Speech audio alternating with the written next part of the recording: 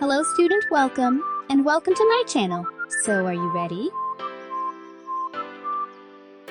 एक समय की बात है, समुद्र राज्य के आद्यश्रेष्ठ और दयालु राजा थे।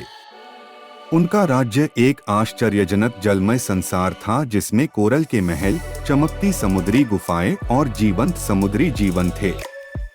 राजा के पास एक सुंदर कन्या थी जिसका नाम सरस्वती था।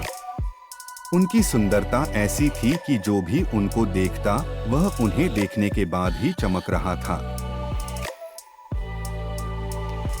जैसे जैसे सरस्वती बड़ी होती गई, उसकी जिज्ञासा भी बढ़ती गई, खासकर उसे राज्य की सीमाओं से परे दुनिया की अद्भुत चीजों के बारे में जानने की इच्छा थी। राजा तैरते तैरते विकसित होने वाली अपनी पुत्री को सराहते थे, उसे खोजने, सीखने और अपने जीवन का उद्देश्य ढूंढने की प्रोत्साहना देते थे। सरस्वती न केवल सुंदर थी, बल्कि बहादुर और दयालु भी, जो उसे अपने पिता से मिली थी। एक दिन जब सरस्वती समुद्र की गहराइयों को खोजते खोजते अकेले में घूम रही थी, अचानक एक दुष्ट शत्रु, जिसे महासागर का शेर कहा जाता था, आक्रमणकारी ढंग से प्रकट हुआ। महासागर का शेर एक क्रूर जलीय प्राणी समुद्र राज्य के समृद्धि और सद्भाव को नापसंद करता था।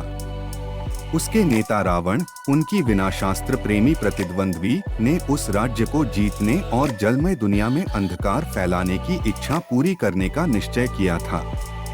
राजा तृतीय, जो आपदा के आगमन की सूचना प्राप्त करते ही थे, तत्काल अपने विश्वासपात्र परिषद को बुलाएं।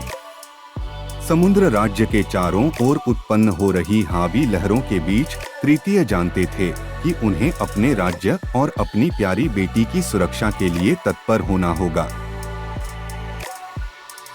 सरस्वती, जो आपत्ति के करीब आते ही घर वापसी कर रही थी, उसे समय नहीं था घर में पहुंचने का। वह तत्परता से अपने पिता के साथ युद्ध करने के लिए जुट गई। राजा उसे सुरक्षित रखने और उसकी क्षमताओं में विश्वास करने के बीच मूल्यवान फौजियों के साथ लड़ाई में शामिल होने देने में उलझे हुए थे। उनका मन कहीं ना कहीं सरस्वती की सुरक्षा रखने की इच्छा से भरा हुआ था। अंततः उन्होंने उसकी संकल्पता देखी और दुखी होते हुए उसे युद्ध में शामिल होने की अनुमति दी। जब सूर्य कोरडी से नीचे चला गया, तब महासागर का शेर समुद्र राज्य की ओर बढ़ा। वह उग्र लहरों और अंधकार के साथ हमला बोला। समुद्र राज्य के योद्धाओं ने तृतीय और सरस्वती के नेतृत्व में वीरता के साथ उत्तेजनापूर्ण युद्ध किया और दुष्टों को पीछे हटाया।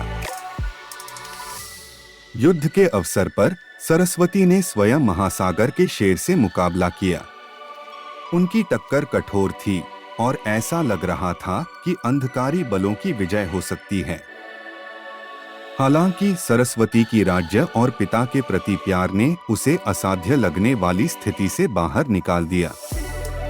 एक अद्भुत शक्ति के साथ उसने महासागर के शेर को हराया, उसे विचलित करते हुए और उसे अंधकार के छाये में वापस धकेल दिया। समुद्र राज्य बच गया और शत्रु समूह हरा दिया गया। सरस्वती की बहादुरी और एकता की शक्ति के बल पर समुद्र राज्य की पूरी जनता में उसके प्रति आदर और सराहना का तूफान उठा और उसके पिता उसके परिश्रम पर अत्यंत गर्व कर रहे थे। उस दिन से बाद सरस्वती न केवल एक राजकुमारी बनी, बल्कि समुद्र राज्य की आशा और सहसा की प्रतीक भी। वह खोजना, सीखना और अपने प्रिय घर और सभी उसे घर कहने वालों की सुरक्षा करना जारी रखने के लिए नए उत्साह से यात्रा करती रही। और इस प्रकार अचूक गहराइयों में एक प्यार करने वाले पिता और उसकी बहादुर और सुंदर बेटी के साथ समुद्र राज्य में अमन और सद्भाव पुनः शासित हुआ, जहां सभी के लिए आश्चर्य और जादू का एक संरक्षित स्वर्ग बना रहा।